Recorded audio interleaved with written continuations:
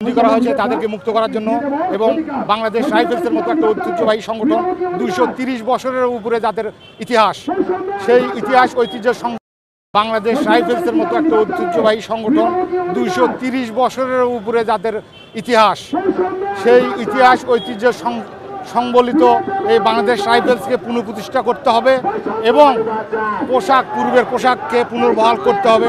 এই দাবিতে আমরা এই ধর্মঘট অবস্থান করছি এবং যতক্ষণ পর্যন্ত আমাদের দাবি পূরণ না হবে আমরা আমাদের আন্দোলন চালিয়ে যাব ইনশাআল্লাহ। আচ্ছা, এই যে বিডিআর বিদ্রোহের পরবর্তীতে যেই চাকরিচ্যুত যাদেরকে করা হয়েছে তাদের বিষয়ে যমুনা থেকে না আসে তাহলে কি করবেন বা কি করণীয় হতে পারে? কেন করবে না? এটা তো দিনের আলোর মতো পরিষ্কার। নিরীহ মানুষদেরকে অন্যায়ভাবে তাদের উপরে একটা কোড লাগায় দেওয়া হয়েছে, তারা বিদ্রোহী। তারা তো বিদ্রোহী না, এটা একটা আন্তর্জাতিক ষড়যন্ত্রের মাধ্যমে এই হত্যাকাণ্ড ঘটনা হয়েছে। এটা এখন দিনের আলোর মতো পরিষ্কার।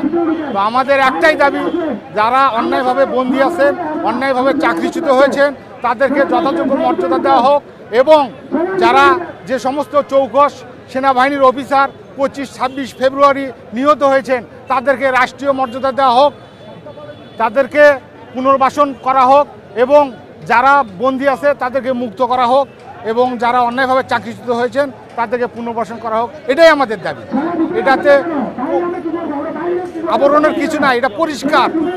আমাদের এই হত্যাকাণ্ড ঘটিয়ে বাংলাদেশের স্বাধীনতা সার্বভৌমত্বকে ধ্বংস করা হয়েছে এবং বাংলাদেশের নিরাপত্তাকে হুমকির মুখে ফেলা হয়েছে। বাংলাদেশ সেনাবাহিনী এবং বাংলাদেশ রাইফেলসকে মুখোমুখি দাঁড় করানো হয়েছিল, যার ফলশ্রুতিতে বাংলাদেশ সেনাবাহিনীকে করা হয়েছিল দুর্বল এবং বাংলাদেশের স্বাধীনতা সার্বভৌমত্বকে করা হয়েছিল পঙ্গু। যার প্রতিবাদে আজ আমরা এখানে এসেছি, যাতে ঐতিহ্যবাহী বাংলাদেশ রাইফেলসকে তাদের নাম এবং পোশাক ফিরিয়ে দেওয়া হয় এবং যারা অন্যায়ভাবে আটক আছেন এবং যাদেরকে এই বিদ্রোহী বলে আখ্যা দেওয়া হয়েছে, এই বিদ্রোহীর নাম গোছাতে আমরা এই উপস্থিত হয়েছি এবং আমাদের